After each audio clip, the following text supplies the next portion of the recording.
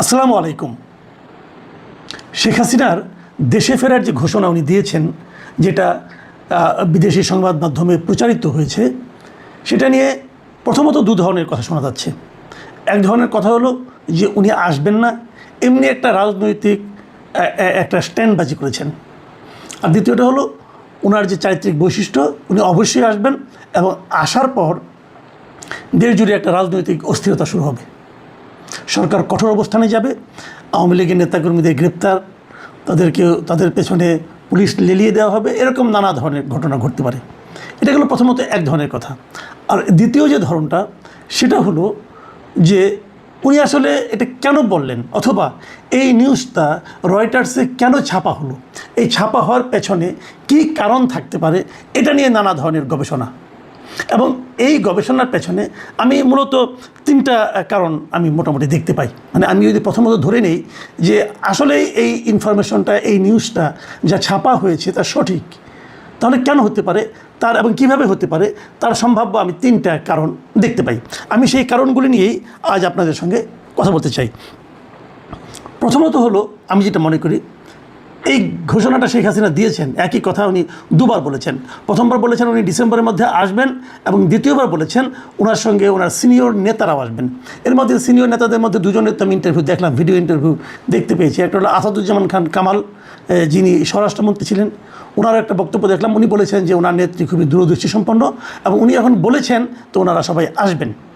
আরেকটা দেখলাম, মানে শেখ হাসিনা সর্বশেষ যিনি শিক্ষামন্ত্রী ছিলেন, মুহিবুল হাসান চৌধুরী নফেল, ওনার একটা ইন্টারভিউ দেখলাম।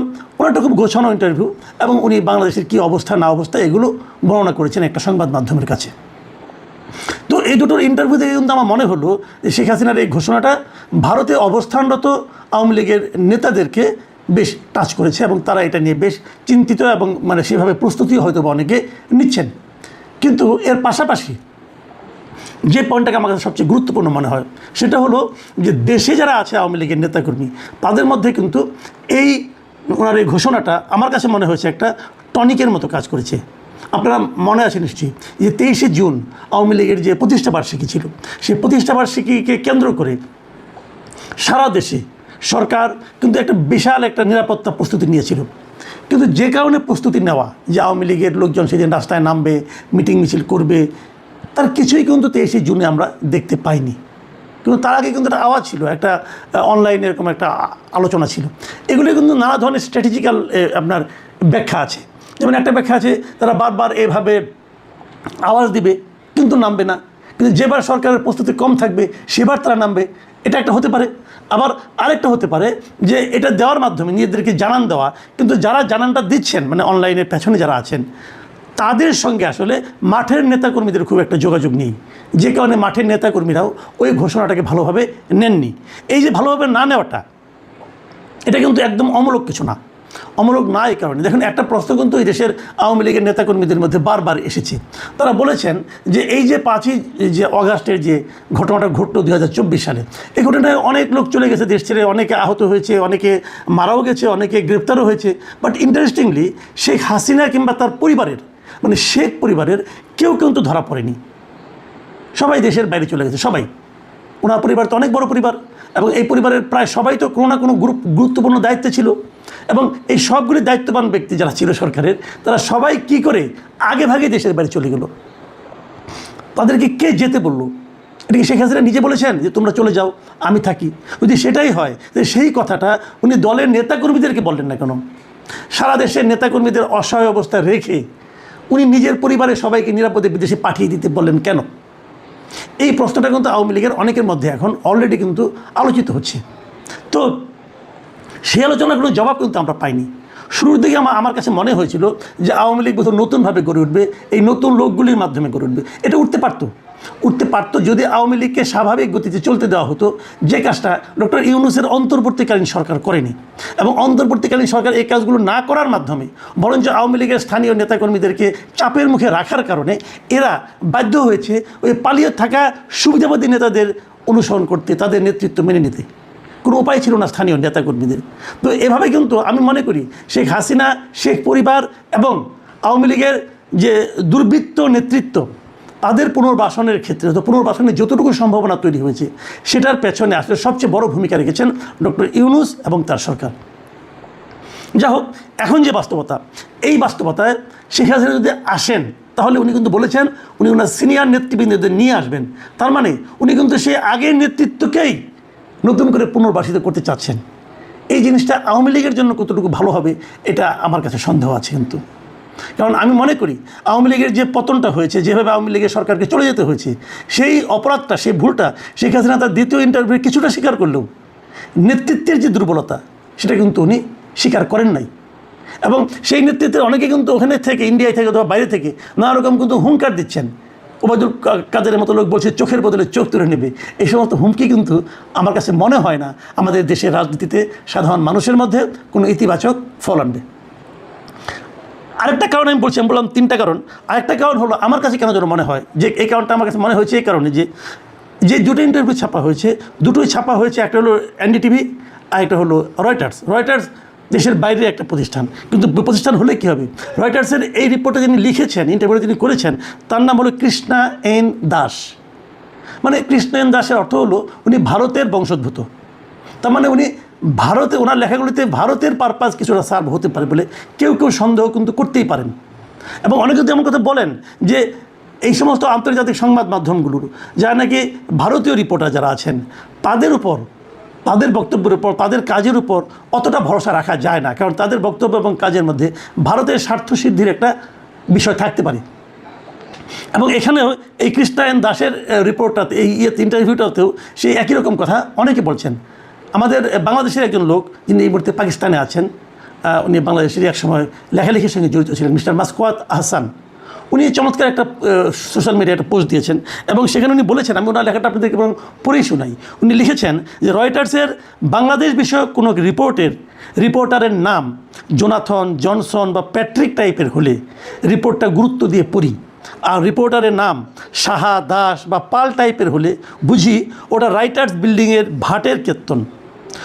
ও গল্প শত বছর ধরে ঘুরিয়ে ফিরিয়ে বলছে, ওতে চিরস্থায়ী বন্দোবস্তের জমিদারি ফিরে পাবার আকুতি ছাড়া আর কিছু নেই।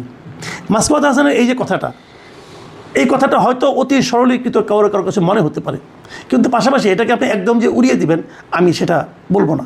কারণ দেখুন, এই রিপোর্টটা তখনই ছাপা হলো যখন নাকি তারেক রহমান সাহেব মাত্র চীন থেকে ফিরে এলেন এবং তারপর ঢাকায় আরেকটা ঘটনা ঘটল, নির্লজ্জ ঘটনা যেটাকে আমি বলি, সেটা হলো আপনার জাতীয় সংসদের সাউথ প্লাজায় যুক্তরাষ্ট্রের আপনার স্বাধীনতা দিবসটা উদযাপিত হলো। এই দুটো ঘটনার মাধ্যমে অনেক কিছু হয়তো অনেকে ব্যাখ্যা করবেন, কিন্তু যে ব্যাখ্যাটা সবাই বুঝবেন সেটা হলো বাংলাদেশ ভারতের বলয় থেকে বের হওয়ার চেষ্টা করছে। এই যে চেষ্টাটা, এই চেষ্টাটাকে ভারত হয়তো ভালোভাবে নেয়নি এবং না নেওয়ার কারণে ভারত হয়তো এই ধরনের একটা ঘটনার অবতারণা করছে যে শেখ হাসিনা আসছে, শেখ হাসিনার মাধ্যমে এই ধরনের ইন্টারভিউর ব্যবস্থা করেছে। দেখেন শেখ হাসিনা ভারতের কোথায় আছে, কীভাবে আছে, এটা বলা কিন্তু কঠিন। আমরা হয়তো বলবো উনি ভারতের আতিথ্য বরণ করে আছেন, তো অতিথিকে কোথাও দেখা যায় না কেন, কোথাও কিন্তু তাকে প্রকাশ্যে দেখা যাচ্ছে না। তাহলে উনি কি ভারতের কাছে এক ধরনের গৃহবন্দী অবস্থায় আছেন না কী অবস্থায় আছেন আমরা কেউ জানি না। সেখান থেকে মাঝে মাঝে ভারতীয় বংশোদ্ভূত বিভিন্ন সাংবাদিককে উনি ইন্টারভিউ দিচ্ছেন। তো এখন সেগুলি উনি কী বলেছেন অথবা কী বলতে চাচ্ছেন অথবা কী বলানো হচ্ছে ওনাকে দিয়ে, এই সবই কিন্তু এই ভূ রাজনীতির প্রেক্ষিতে আপনি একবার করে চিন্তা করতে পারেন। কেউ তো এমনও বলেন শেখ হাসিনা কি আদৌ এগুলি বলেছেন নাকি ভারত এগুলি বলতে চাচ্ছে বলেই বলানো হচ্ছে, এই প্রসঙ্গটা কিন্তু আসতে পারে। তৃতীয় একটা পয়েন্ট এটাও হলো যে এই ধরনের বক্তব্যের মাধ্যমে বাংলাদেশ সরকারের কি প্রতিক্রিয়া হলো। সরকারের প্রতিক্রিয়া আমার কাছে খুব সুবিবেচনাপ্রসূত মনে হয়নি। দেখুন, আগেরবার যখন উনি বক্তব্য দিলেন তখনও দেখলাম তথ্য বিবরণীতে বলা হলো যে ওনার বক্তব্য প্রচার করা যাবে না এই মর্মে। কবে করলো? যেদিন বক্তব্য প্রচারিত হয়ে গেছে তার পরদিন। এবারও দেখলাম একই কথা, যে যেদিন বক্তব্য প্রচারিত হয়ে গেল তারপর দিন সরকার বলছে এই ওনার বক্তব্য প্রচার করা যাবে না। তো এই দুটোই সরকারের এই বক্তব্যই কিন্তু আসলে কোনো রকম কার্যকারিতা বহন করে না। তাহলে সরকার এটা বলছে কেন?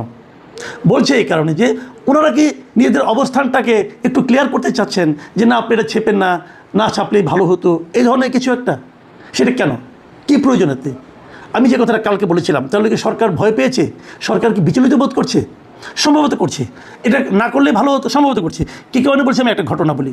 প্রথমবার যখন ওনার এইবার যখন দুদিন আগে যখন নাকি বলা হলো উনি ডিসেম্বরে আসবেন, তখন আমি এই আন্তর্জাতিক অপরাধ ট্রাইব্যুনালের যে chief prosecutor mister Aminul Islam ওনাকে বলতে শুনলাম উনি বললেন যে ডিসেম্বরে কোনো পারলে এখনই আসুক।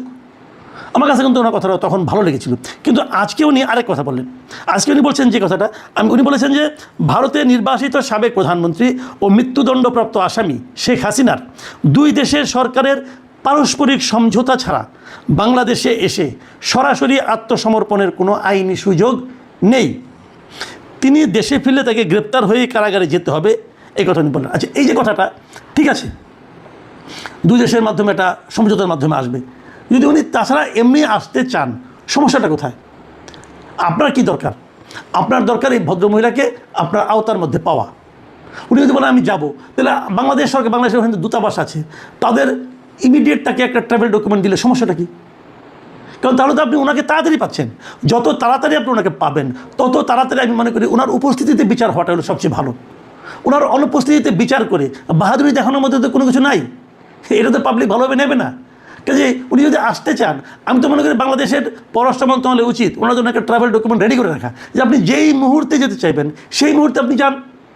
এবং উনি এলে উনি গ্রেপ্তার হবেন, যে কথাটা আমিরুল ইসলাম সাহেব বললেন, অসুবিধা তো নাই। উনি তো বলেন নাই উনি গ্রেপ্তার হবেন না, উনি তো এই কথাটাই বলেছেন যে উনি গ্রেপ্তার হতে চান, আইনি লড়াই করতে চান।